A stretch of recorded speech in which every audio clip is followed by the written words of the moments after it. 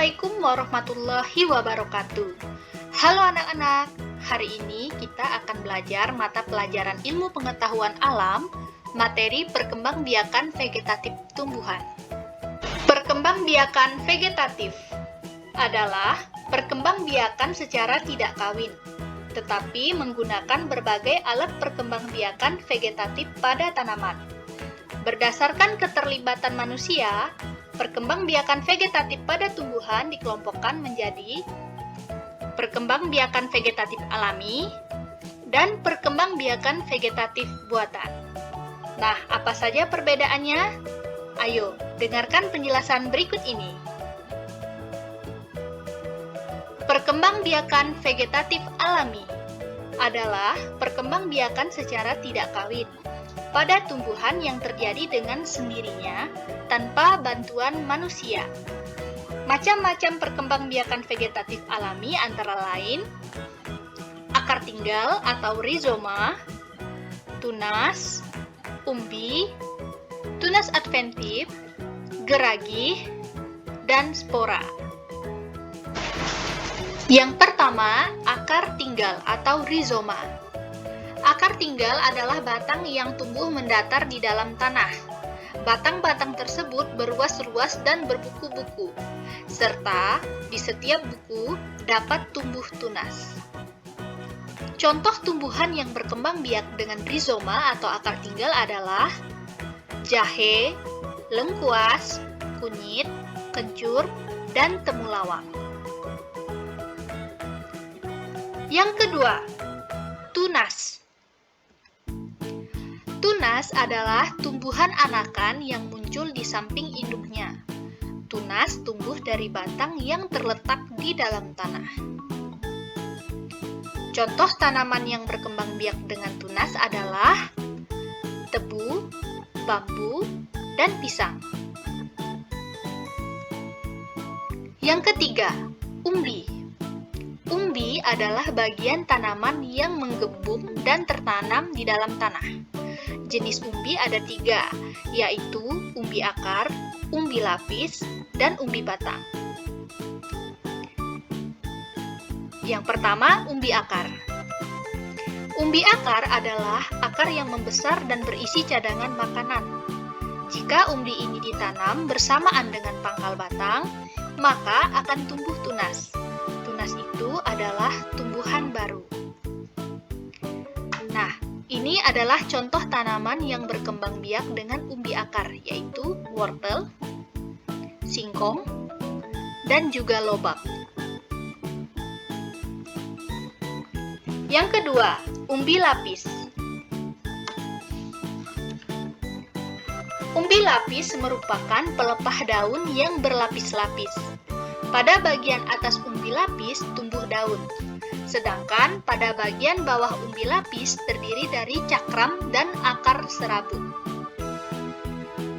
Contoh tumbuhan yang berkembang biak dengan umbi lapis yaitu bawang merah, bawang putih, dan bunga bakung.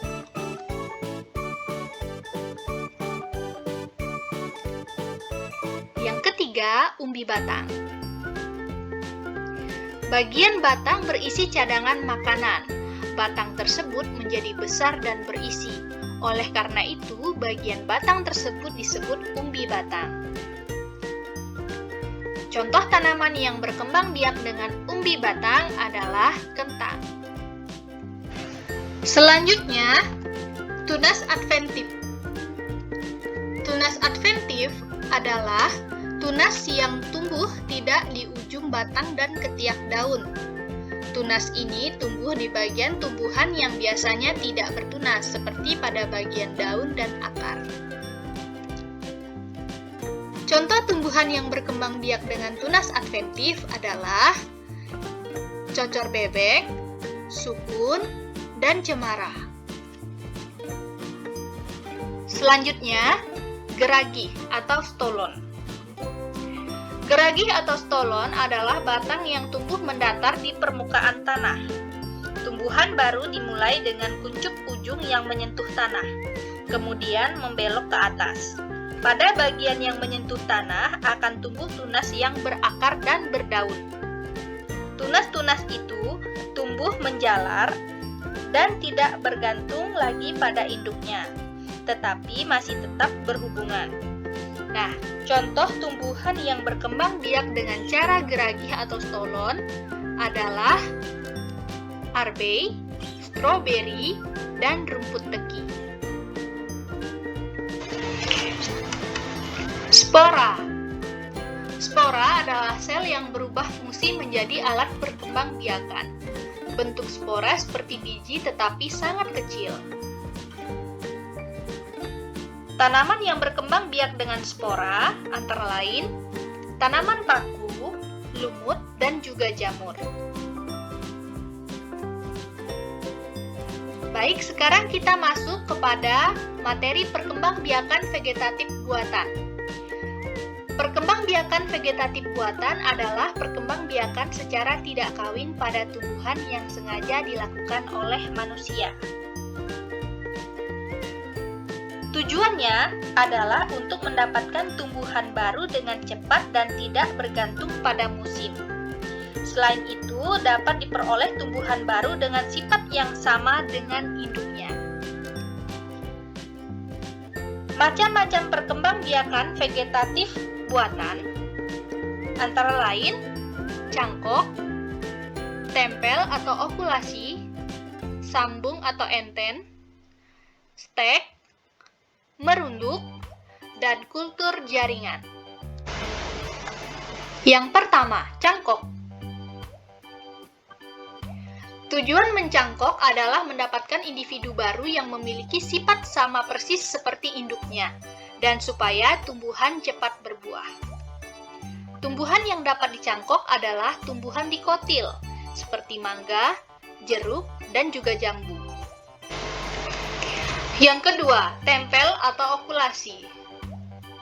Tempel atau okulasi adalah menggabungkan mata tunas suatu tumbuhan pada batang tumbuhan lain. Tumbuhan yang dapat dikembangbiakan dengan okulasi adalah jeruk atau bunga mawar. Yang ketiga, menyambung atau enten.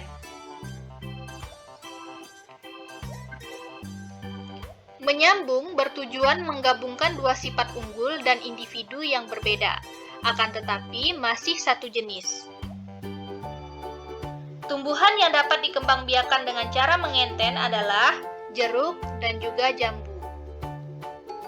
Yang keempat, stek. Stek adalah perkembangbiakan dengan cara menanam potongan atau bagian dari tumbuhan tanpa menunggu tumbuhnya akar baru. Ada dua macam stek, yaitu stek batang dan stek daun. Tumbuhan yang akan dikembangbiakan dengan stek batang harus memiliki bakal tunas. Misalnya, ketela pohon, mawar, dan tebu. Tumbuhan yang dapat dikembangbiakan dengan stek daun adalah cocor bebek. Daun yang hendaknya di stek harus berwarna hijau segar dan cukup tua. Yang kelima, merunduk. Merunduk merupakan proses menimbun batang tumbuhan ke dalam tanah. Pada batang yang ditimbun tersebut diharapkan tumbuh akar. Tumbuhan yang dapat dikembangbiakan dengan merunduk adalah tebu, apel, dan melati. Tumbuhan yang dikembangbiakan dengan merunduk harus mempunyai batang yang panjang dan lentur. Yang keenam, kultur jaringan. Kultur jaringan adalah perkembangbiakan tumbuhan dengan menanam jaringan tumbuhan di tempat dan media yang khusus. Dengan kultur jaringan dapat dihasilkan tumbuhan hanya dari satu bagian akar atau bagian lainnya. Untuk melakukan kultur jaringan diperlukan ruangan khusus agar lebih terkontrol dan cepat tumbuh. Contoh tumbuhan yang dapat dikembangbiakan dengan metode ini adalah anggrek, pisang, kelapa sawit, tebu, dan krisan. Baiklah, cukup sekian materi kita pada hari ini. Semoga dapat dipahami ya. Terima kasih. Wassalamualaikum warahmatullahi wabarakatuh.